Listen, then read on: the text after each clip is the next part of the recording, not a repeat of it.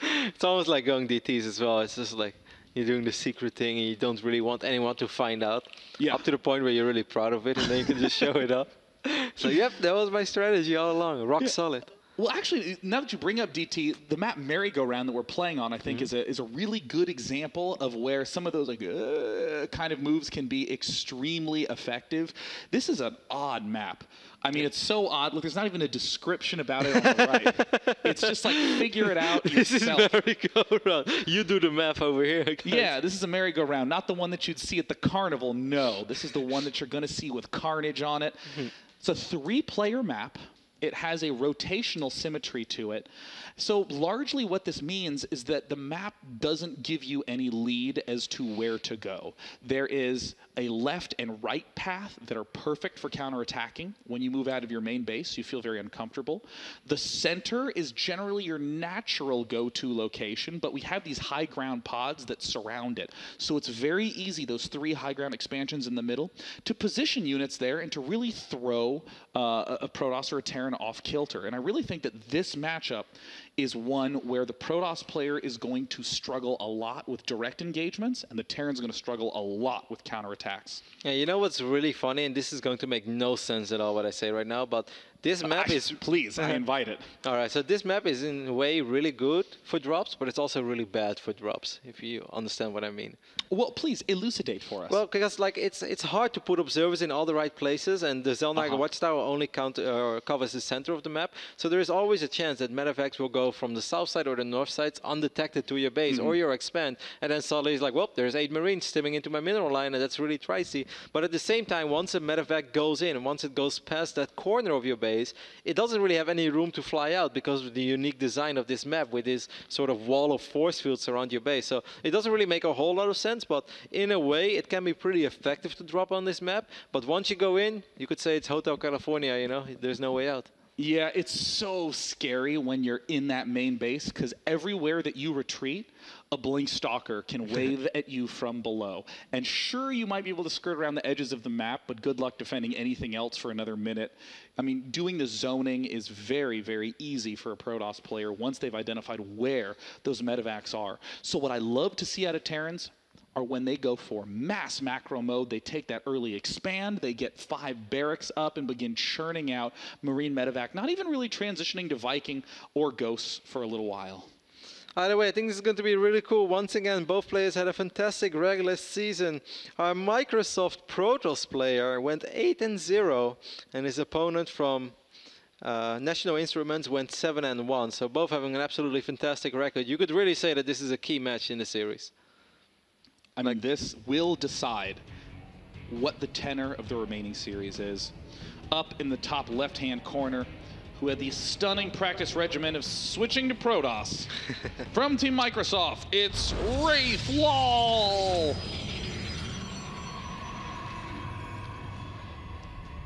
What a fantastic nickname as well. Indeed. Wraithlol against, come on, man. Yo, up in the top right-hand corner.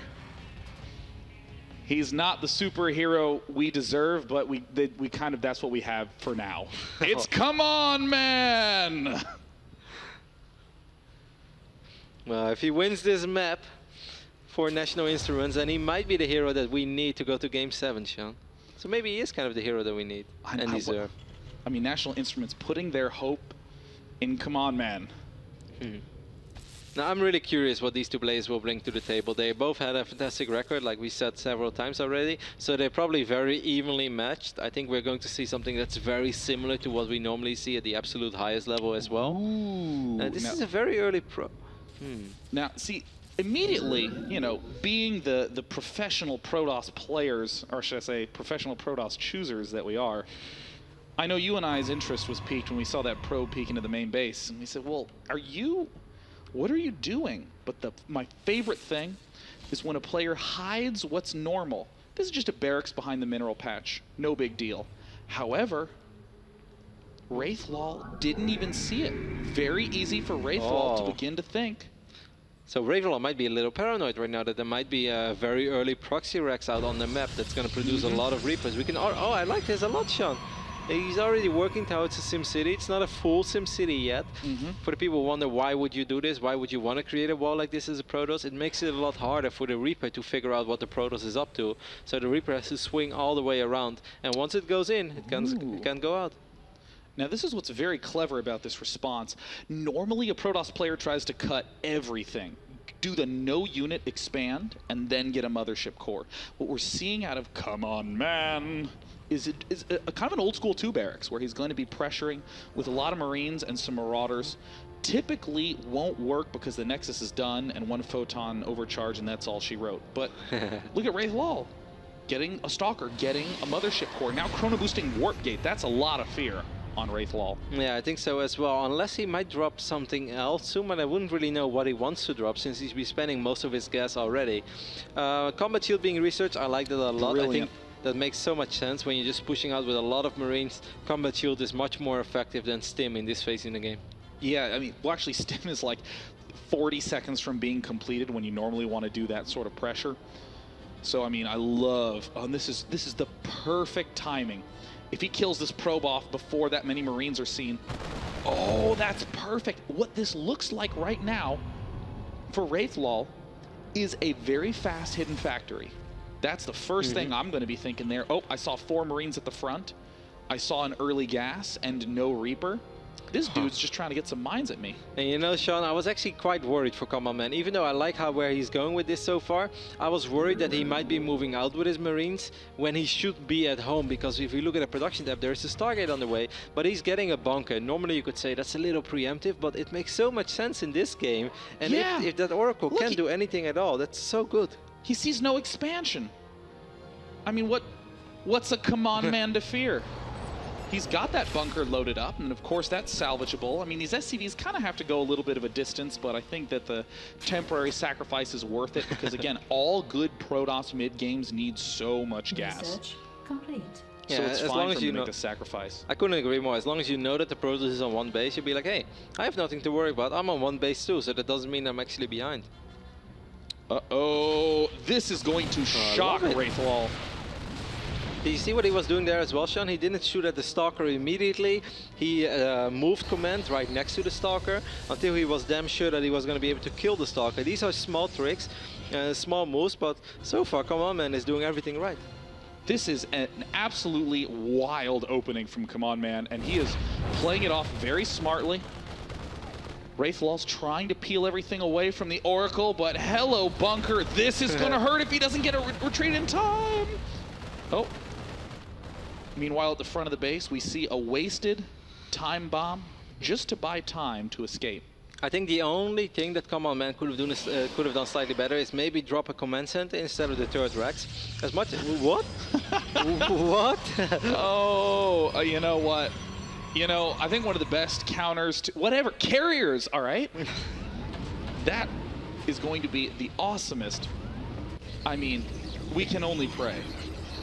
I have no idea, actually. I mean, normally I would say Tempest, but the Stargate is at home, and this is also like a weird game to go Tempest, because you're facing a guy with a lot of Marines already. You know that Combat Shield is out, Stimpack must be out.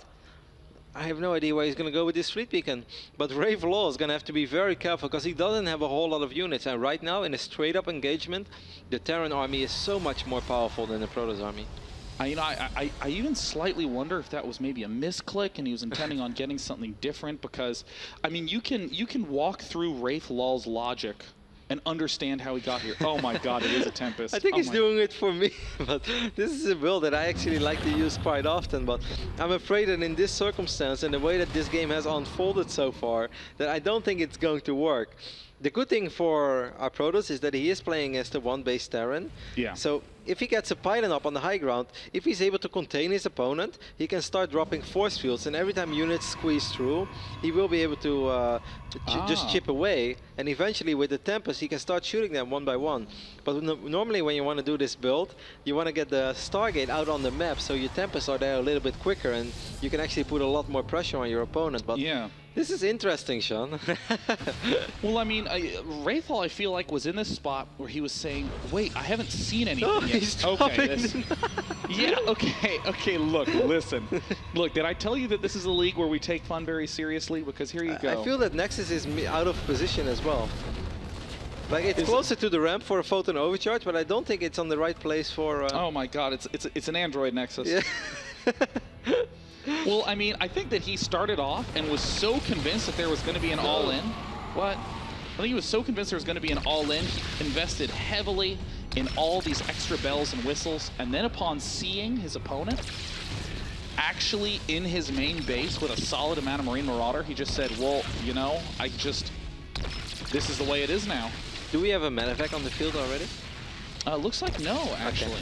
Okay. This is actually good news for Ravelol, because our Terran player is building a Viking right now. Way. But it would be much scarier if he would be building one medevac or even two medevacs and fly those medevacs to the Protoss base. That would be devastating for the Protoss. However, the more that Terran focuses on the defense, the stronger these Tempests will be, because these Tempests will just chip away at these units. And that's when Command Man saw the finished base outside his base. Oh, he gets the Mothership Core. Oh my god, oh my god. There's not going to be that much energy. I mean, he had it like 1.5 overcharges. I mean, the Vikings are falling pretty quickly. Command Man's trying to get down, but I mean, Wraith Lol is just showing off how much energy he has at this point. Two Tempests are the man. Oh, he needs to drop a force field. If he misses the force field when those Marines stim down the ramp, he needs more sentries. He's warping in a Zealot and a Sentry. 2 Tempests is the magic number to one-shot Marines, even if they have combat shield. But he's wasting a lot of potential kills on this bunker. You know, the Protoss can make this work, Sean, but he's gonna have to drop good force fields. Looks like he is managing. He needs to retreat back a little bit. It looks like he has still another minute before he has enough energy. Does he have another force field? Does he have another force field? Yeah, it's getting real close. There are so many Marines out on the map. This is crazy. But I mean, with the amount of stimming that we're seeing out of Command Man, he needs to begin getting his medevac production up. I mean, he's torn between going for medevacs and Vikings, but he's got to go pure medevacs, circumvent all of this by just dropping on the low ground. At least he's baiting out a lot of force fields. That's the correct play. I mean, we're seeing a lot of disorganization from Command Man. He's struggling to stay focused in this position. We see the Protoss slipping a little bit. Oh, one of his Zealots got killed over there. He still has a few sentries. He has 3 Tempests right now, so there's starting to be some real damage being pushed out by these Tempests that want to cut it. These SCVs are doing a really good job in saving time. The new Mothership Core is out on the map. You know, once again, this is hard to think, but right now the best defense is offense. He needs to send out a medevac to the Protoss base, and that would be the correct play. Oh, and there it is. It's loaded up. He's begun to move out. I mean, Command Man now only has to defend. Some probes starting to get rebuilt. Let's go ahead and build a forge there. This is going to be his main base soon, Sean. I think the moment he sees that drop enter to his base, he's just going to recall all his probes to the natural Command Man. I mean, I feel like Wraith Lol is playing like a bratty 10-year-old. Like, no, this is my natural expansion. He's getting the forge down, and it looks like... Oh, he's setting up the sandwich. But is that enough, though? Do not underestimate these 3 Tempests. There are not that many Marines in the mix. Is he going to save Photon Overcharge? And there's a hole in the defense at the front, but the Photon Overcharge at the Nexus in the natural of Command Man has been turned into a giant death cannon, and it looks like a single Tempest will fall down, but the gateway count is not that bad. Wraith Lol has a few units, kind of splitting this push. He misses the force field, the Mothership Core goes down, and after an insane back and forth, Command Man has barely broken through. He's still trying to target fire down the Tempest, gets another one. This Nexus is doing some serious work, Roddy. Yeah, this Tempest has gotten way too many kills, I think. The few Marines that are left are doing a good job in thinning out this Zealot count. There is just a single Tempest, but one more Tempest is on the way. No. The moment it's 2 Tempest again, he can start one-shotting Marines, and that is going to be nice. You know, but even if the Terran cleans up this, he has lost a lot of SCVs in the process, Sean. Oh, and he's almost mined out.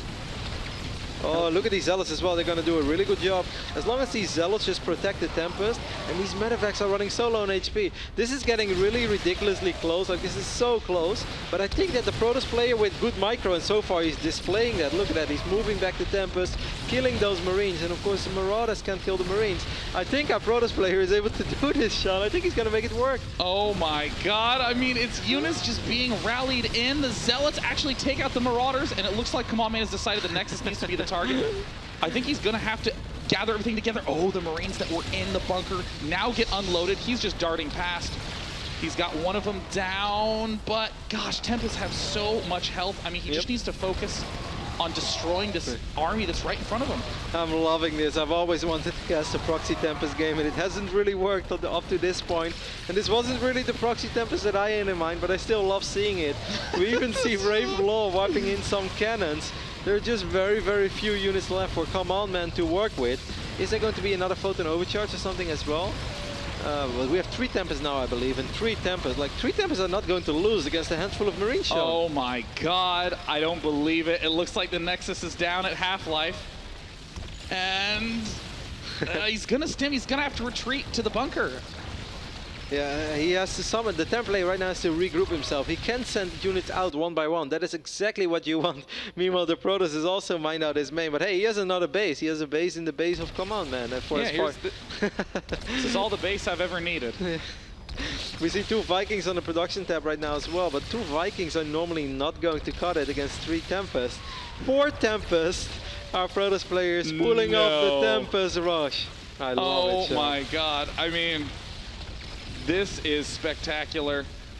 I think Command Man could buy himself time if he lifted his whole base to this base and rebuilt his base by that base down there, and avoiding this base. Then at least he's going to have one more base, but I'm afraid he's just not going to have a lot of units to work with.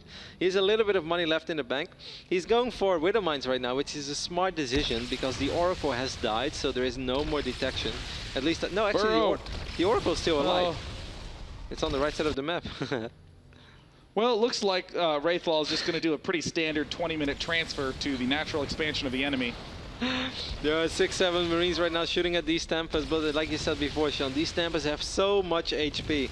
They can definitely die against Tim Marines, but you need a lot of Marines and you need to be right below those Tempests. By the time you actually have to run towards them and you only have a few to work with, the majority of those Marines is just going to die before they even reach the Tempest. Oh my God, I don't believe it, Roddy. I'm happy I see this, Sean. This brings my Protoss heart a lot of joy. Oh my God, Wraithlaw's training regimen of becoming Protoss paying off in this game. I don't believe it. With style, Wraithlaw moving in. Oh, he even has tricks for days, sending in the hallucination to absorb the Widowmine shot. I mean, the deciding momentum match. Wraithlaw could have botched this and tied the series up, but now he's on the verge of bringing his team to 3-1. Come on, man, can't expand, man. He's looking for a place to go, and you know what he's probably thinking? Come on, man. Let me just... All I wanted to do is play a nice TVP. Instead, I had to worry about your base and my base and Tempest. Oh my God, the force field's unreal.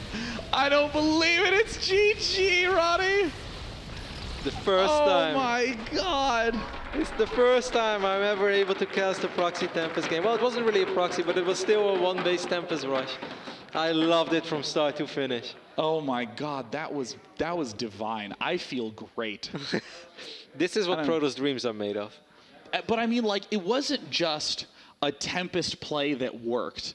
It was, you know, Command Man doing this very clever hiding of an unusual strategy in the back of his base that allowed him a chance at doing a really big aggressive early push against a sort of mistimed early expand play. And Wraithlaw thought the all-in was coming. So he responds by building a whole bunch of gateways in his base, getting up the Stargate, and suddenly the answer to the all-in doesn't have a good follow-up. And he uses, like you say, one of the weirdest tricks that you've been looking for the chance to see for so long, the Tempest Contain. And I think that the Nexus was a magnificent touch. You know, as silly as it may have looked, guys, the way that the early game unfolded, this was actually one of the best things that he could have done. Because if he would have gone for Storm or Colossus, it would have taken so long. And only of one base, you just don't really have a whole lot of gas. So going for it, like you said already as well, the dirty Protoss tricks, dropping some force fields on the ramps, and then just going for Tempest as a follow-up, and even getting the Nexus there with the Photon Overcharge. I thought it was cute. It brings joy to my Protoss heart. It really does. And that is the best part about the AHGL. We brought you the Proxy Tempest Contain. And there's cupcakes here. Next map is going to be on Overgrowth, and suddenly we have Microsoft leading the series 3-1, as they have many, many times in past finals, being at match point in game number 5. I mean, I know you have a lot of tournament experience where you're playing that game where if you lose, you're out, and if you win, you're not out yet. I mean, like, what's the mindset there?